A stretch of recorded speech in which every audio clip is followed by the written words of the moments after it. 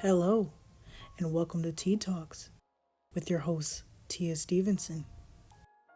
Right here is going to be a nice video for you guys, and we're going to be talking about what are the games that have shaped your childhood. This is going to be a great episode, and I can't wait for you guys to watch. Like and subscribe. Thank you, man.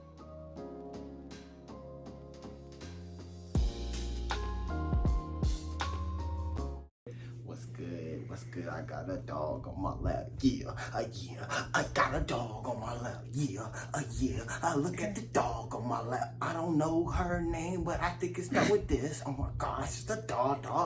Woof, woof on this stuff. All right, let's get out. Alrighty, so what is your name? My name is Black Eye Jenkins. Nah, JK. Savon Carvin. Okay, you don't have to give your full Oh, name. was first name, last name. You know it's good. He will be a regular on this channel. Yeah. Okay, so the question here is, what are the 3 games that have shaped your childhood?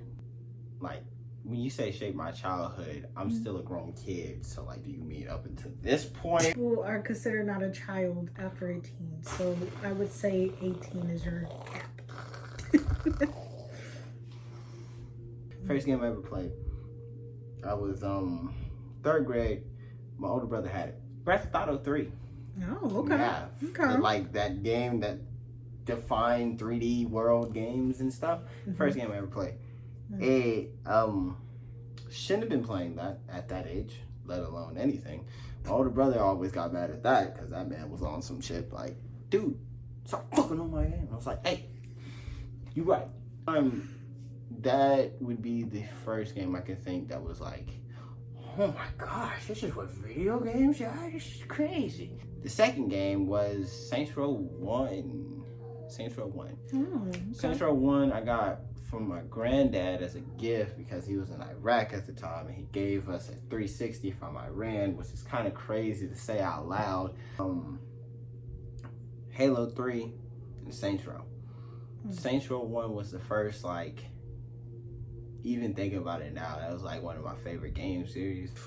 3 and 4 can, be better or whatever. But 1 and 2 were like lit, and first one put me on the scene of being like, bro, like, have you ever heard of Saints Row 2?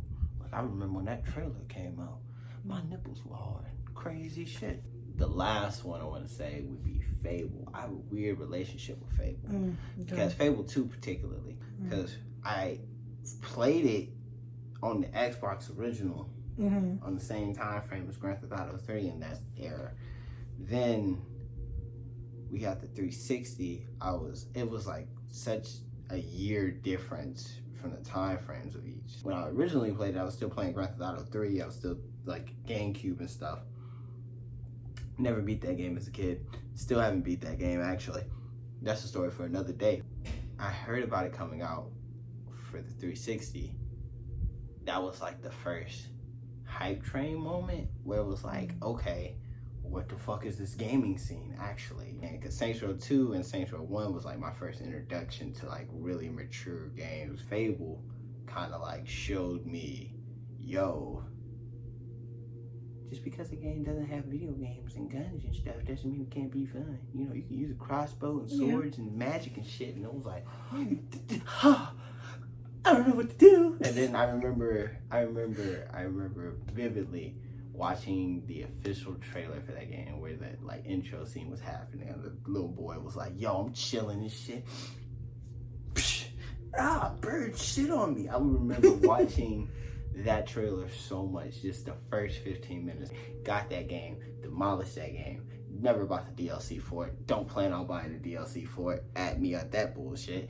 Don't plan on buying the DLC for it. And that would be my 3 games from childhood. I think games now, are they better, or do you think that they were better when you were younger? Better now and are then better when I was younger? Yeah. Okay. When you say that, this is all gonna be my opinion. Yes and no. it's the same things with like new systems and stuff, because it's like, yeah, games get better with time because more people are putting more money. You go from Grand Theft Auto 3 to Grand Theft Auto San Andreas, and then you go to Grand Theft Auto San Andreas to GTA 5 online, and you're looking at that situation like, wow, Grand Theft Auto is really mature. It's not always the case, because there are more than enough times where I can go back and play a game that's like No More Heroes. I haven't seen another game like No More Heroes since No More Heroes. So with that being said, quality games you can find and buy that are still older, that are worth the money and worth to go back and play. You know what I'm saying? You're not gonna, like, any old RPG gamer will always tell you about classic fighting games over fighting games. I play a lot of fighting games. I go through fighters, I play Tekken, I play fighters, I play Mortal Kombat. But you will always hear older gamers tell you about stuff like King of Fighters, the Samurai Showdown, just any fucking Neo Geo game, and you play those and you're like, whoa, this pixel art is incredible. I think the quality of good or better, greater games has gone up. But I also think the appreciation for older games has gotten better. There are a lot of older games where you look at them and you're like, man, nobody knew what this would like. Think of Street Fighter 2. The first Street Fighter 2, not Turbo, not the whole collection. The first Street Fighter 2 did something that changed the fighting game scene entirely. And this is crazy. Just like the first Street Fighter 2 put Street Fighter 1 had health bars above each other, up and down. Street Fighter 2 came out, put them right across from each other. That changed the whole fighting game scene forever, because everybody was like, bro, you put health bars next to each other? Why did none of us think of that? Still looks at Street Fighter 2 like, oh shit, bro, you finna run Street Fighter 2, dog? I'm gonna whoop your ass with 10. And then you see stuff like that, and then you look at the impact that it had on games like Mortal Kombat and Tekken, and it's like, they made one change that affected every other fighting game ever. With that being said, to go back and play that, that's not gonna run as smooth as Mortal Kombat 11. That is definitely true. But it's gonna be it's like meeting an ancestor that's really dope. You know what I'm saying? It's like you find out you're related to black people, and then you can say nigga. Okay. All right. Yeah, so it's like lit. You know what I'm saying? It's I like old games, but at the same time, I appreciate what old games did for new games. Look at Mega Man. Game's fantastic. Basically influenced the whole Soulsborne series. Try to play Mega Man. I know people right now trying to play Mega Man who can't beat that stuff. Old Mega Man games, difficult games. Yeah. Different time, because nobody was buying games like we are now. Like, shoot, look at that. How many games you got up there?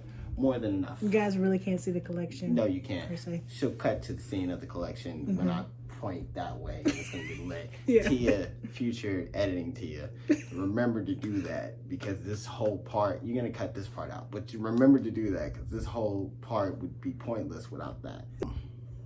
Dude, just like, people weren't buying games, so games were made to be harder.